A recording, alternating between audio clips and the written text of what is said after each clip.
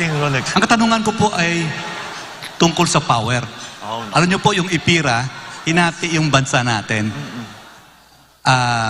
Electric Power Reforms Industry Act, IPIRA. Ngayon po, ganito. Recently, ang Malacanang po ay naglabas. Pinirmahan ng Pangulo, Executive Order 164, adding nuclear power to the energy mix. And among others, to study the viability kung pwede pa natin i-operate yung BNPP at ang iba pang mga facilities para sa paggamit ng nuclear energy. Pwede mo malaman kung ano yung isip nyo po tungkol dito? Kasi po mangyayari sa sunod na termino, ang 18 milestones. Ito po yung unang hakbang lamang. Marami talagang pinag-uusapan. Energy is hard. Ito, aaminin ko sa inyo, talagang pinag-aaralan ko, napakahirap ayusin.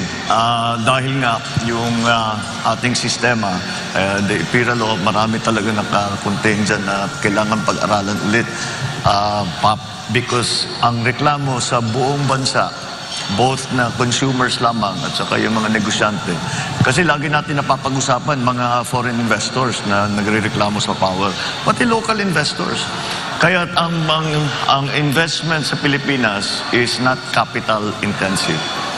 Yung mga investment sa Pilipinas short term lang, kung minsan hot money lang ang pumapasok, pasok-labas lang yan. It doesn't build anything. So that is it. It is a major problem. At kung titignan natin ang mga projection sa pangyayari. Ngayon, just as a perfect example, narinig na siguro naman ng lahat, na sinasabi na baka sa eleksyon magkakaroon ng brownout. Kaya dahil nasa gitna na tayo ng summer, ng tag-araw. Kaya yan ang maliwanag na maliwanag, kulang na talaga ang power supply doon sa ating requirements. At saka, yung idadagdag pa dapat natin para makapag-industrialize tayo ng mabuti.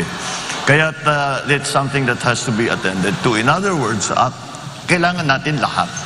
Kailangan natin lahat ng makuha natin na power sources para mabigyan tayo ng mas mura at mas malawak at mas reliable na power supply. Ngayon, maaari nating i-expand yung ating hydro, expand natin yung ating geothermal, but there's a very simple idea when it comes to the energy sector. It's something called the base load. The base load is the load that never goes away. The demand that never goes away. Kahit gabi, kahit araw, ito na yung mga planta na nagpapatakbo. So that base load has to be satisfied. Kaya kung hindi umiihip ang hangin, paano yung wind power? Kung gabi, paano yung solar power? Kailangan pa rin nung traditional. Ngayon, doon tayo mamimili. Although it's not traditional for the Philippines, nuclear power is already considered a traditional power source. So it has to be looked into. Yung sa BNPP, nag-offer na, because if you, ang Korea has, I believe, 5 sister plants to the Westinghouse plant in BNPP. And they have offered, I always say it's ironic that the names of their plants are Core 1, Core 2, Core 3, Core 4, Core 5. Pero hindi tayo nagkaroon kahit isa. But they have offered to come with their technical people, and they have offered to come to give us an idea. Pwede pa ba ito? Because kahit pa paano, the BNPP, the Bataan Nuclear Power Plant, was supposed to go online with 650 megawatts in 1986. That's a long time ago. Marami ng bagong technologies, marami ng bagong requirements. So we'll see. We have to. I think we should be open to our Korean friends to come and to tell us if this is still viable or you have to do something else. When it comes to nuclear power as an idea, well, let's just follow the science. Because dito naging political sa Pilipinas. It's also political in other places. But in our particular case, the reason we have no power plant, nuclear power plant at all is pure politics. Did not really follow the science. So we have to look into it. Because, even after Fukushima, when everybody was saying nuclear power is going to, we have to rethink, we have to, kailangan natin pag-aralan ulit yan, mukhang delikado. Walang nagbago ng kanilang pagplano na pagpatayo ng nuclear power plant kahit saan. Amerika tuloy-tuloy pa rin. Sa France, the majority of their power is already created by nuclear power. So in the other countries, ganun din. So I still think that it's something we should examine. There are many new technologies. One of the ones that we keep reading about are the modular nuclear power plant. They start with a small one. Gusto mong palakihin, bumili ka ulit ng module, ikakabit mo rin, palakihin mo ng palakihin hanggat gusto mo. Siguro naman kaya natin patakbuhin ang nuclear power plant. Wala naman, there's no reason na bakit hindi kaya ng Pilipino na magpatakbo ng nuclear power plant. So, it's something that should be part of the mix. Kasama diyan is COP26, where we decided to cut down on coal-fired power generation. And what happened, nagtaasan ng presyo kasi walang kapalit sa renewable. Ibig sabihin, yung mix ng renewable at saka traditional, kailangan talaga natin, we have to decide once and for all, what is the mix that is good for the Philippines. I think it's not going to be a static point. I think as years go on and we develop renewables, we develop other sources of power, that mix is going to slowly shift towards renewables, hopefully, because that's what we want because of climate change. But nonetheless, that mix is still something that's up in the air that we haven't really determined what is proper and appropriate for the Philippine setting. But to make a short answer to your question, is that lahat kailangan natin. Kailangan natin palakihin ng hydroelectric, kailangan natin palakihin yung geothermal, kailangan natin paramihan ng mga power plant, kailangan natin tumingin sa mga bagong technologies, wind farm, solar, kailangan natin tingnan ng nuclear. At kung kailangan talaga, di balikan natin oil-fired. But oil-fired has become less and less attractive because of what's happening in the volatility of oil prices, especially in the last 2-3 years. Then with this new development in Ukraine, talagang kailangan pag-isip-isipan natin na mabuti. Kasi baka maipit tayo, pag tumaas na naman yan, hindi natin maipatakbo yung planta natin, balik na naman tayo sa dati, nasa brownout na naman tayo. Now we have lots of coal here in the Philippines. The Chinese claim to have good enough technology. I've actually visited one of their coal-fired plants that na malinis na, that they're able to extract the carbon and they're able to dispose of the carbon properly. So all of these things we need to look into. Lahat yan kailangan natin. Well, after the generating companies, meron po tayong Transco. Marami reklamo sa Transco. Senador, open ba kayo sa idea na katulad ng tubig, may west sector operator, may east sector operator, chachap-chap natin ang Transco? I don't think so. May economies of scale yan eh. Ang business model ng high tension na delivery na ginagamit ng Transco is the same as a tollway. You maintain the tollway, you collect toll, and that's how you pay for what you build. That's the same thing that Transco should be doing. Yun lamang siguro na hindi sapat. Sa amin lang, marami kaming pangangailangan dyan sa Transco. We were hoping to build a high-tension cable from Ilocos Norte to directly export the power we are producing via windmills directly to Manila because that's where the demand is.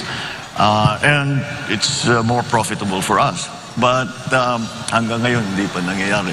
And I'm not sure, I'm not privy to the board meetings and the discussions going on in Transco. So I do not know quite why wala pa yan. But yes, it really should be a simple operation na kaya madali lang naman patakbuhin dapat yan. Kaya pag-aralan natin kung bakit nagkakaganon. You mentioned EPIRA. We have to look back at EPIRA. I think EPIRA might already have at least certain provisions in EPIRA are already obsolete. as a matter of fact. Senator? Yes, yes. I hope you don't mind. I'd like to switch topics a little bit because we have a short period to ask about so many issues. All right. I'd like to ask about agriculture because you mentioned that in the last time you were here. One of the biggest problems that the sector is facing is the aging of farmers. Yes. One study I've read said that their average age is between 57 and 59. And the worst thing is their children don't want to go into agriculture. And this observation is supported by declining enrollment in agricultural programs of SUCs across the nation.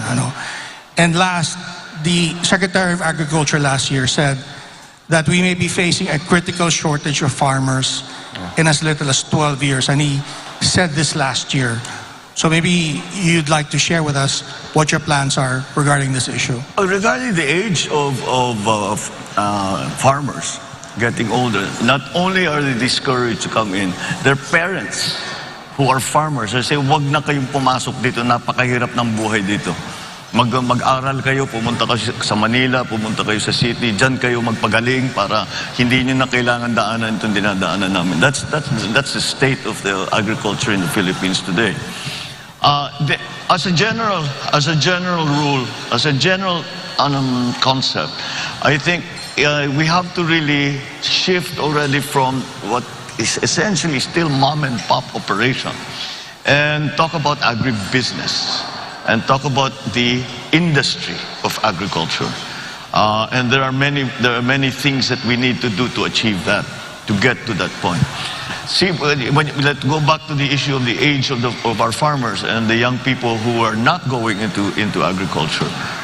If it is an agribusiness, if it is not the traditional farming method that we are always going through, that we have been doing for the last millennia, but move into something that is more high-tech, then that will necessarily need for the entry into more technically minded agribusiness practitioners. And that will bring the age younger immediately. I know already for myself, young people in their 30s who have discovered some new technology or have come across a new thing.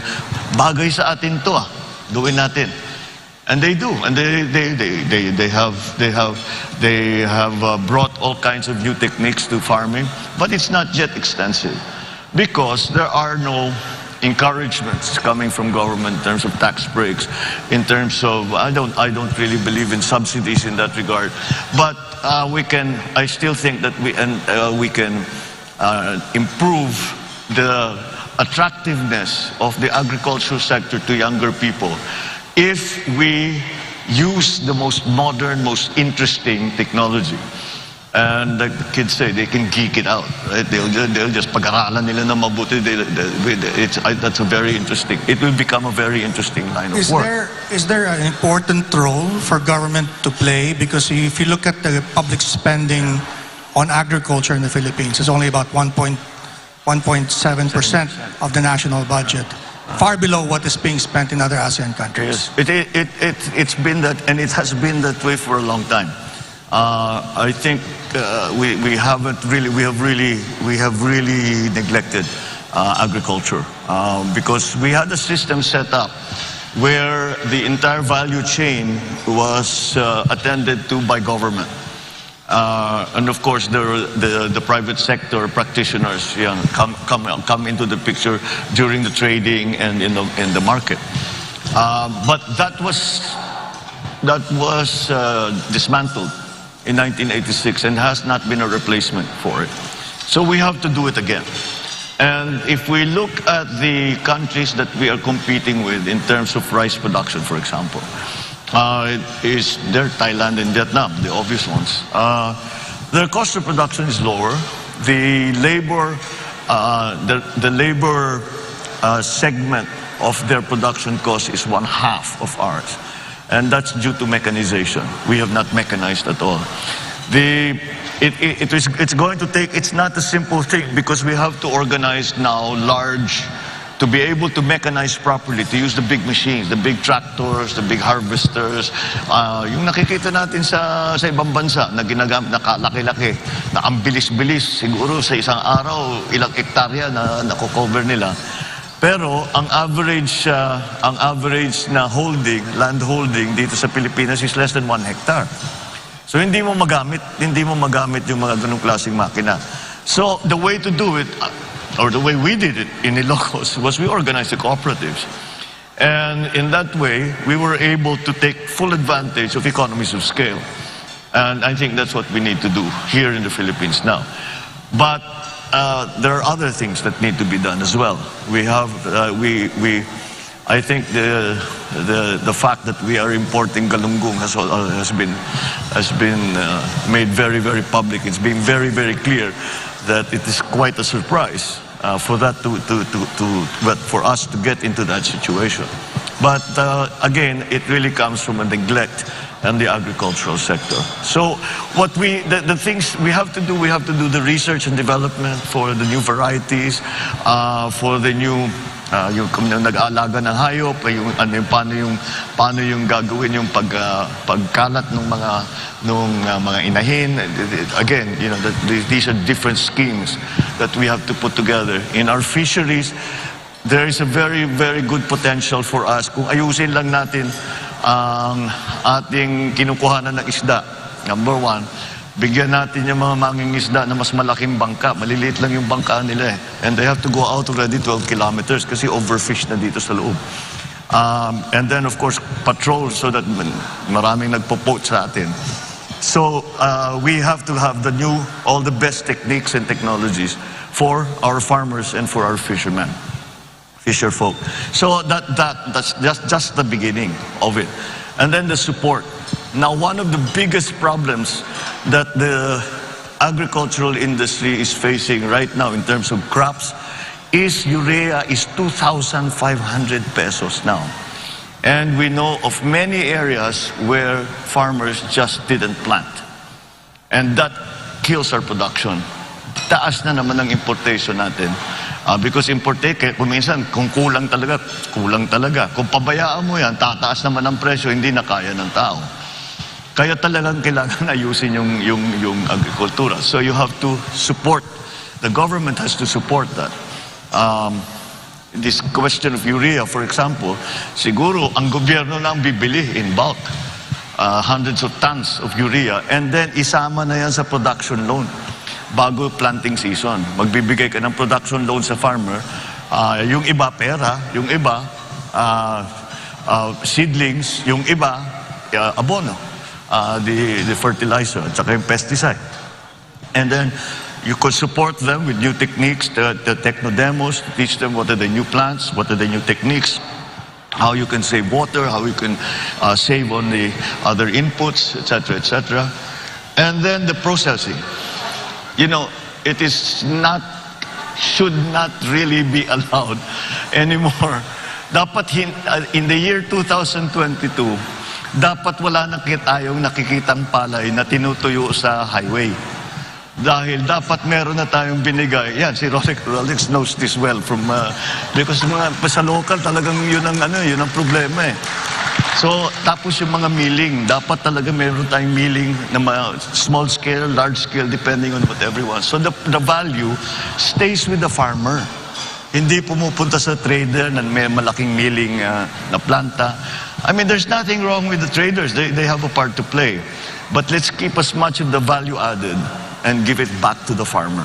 And then, if we are able to do that, gumanda ang ating production, mumura ang ating production cost, we can directly sell it. And the kadiwa is the example that we always use. We can sell it to the public at a lower price, assuming the government will not make a profit, because the government should not make a profit. So they should be able to sell these basic agricultural products for less. Mr. Marcos, Yes, we all know that your campaign's theme is unity.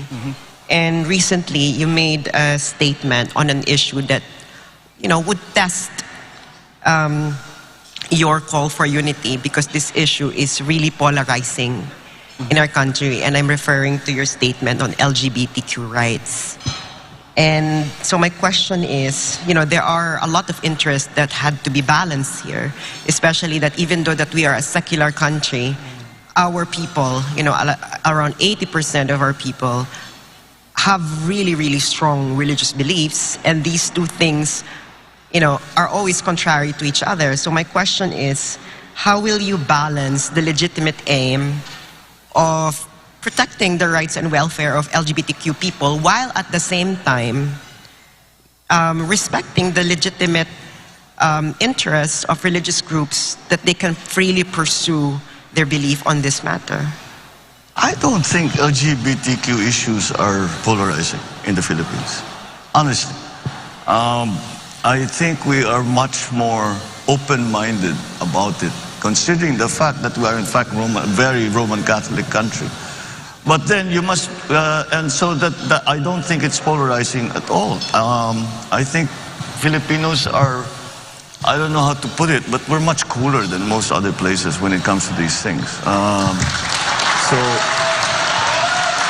And I think when I talk to the members of that community, wala namang hinihingi na special treatment ang mga LGBTQ. Wag lang do not discriminate against us. Yun lang naman yun eh.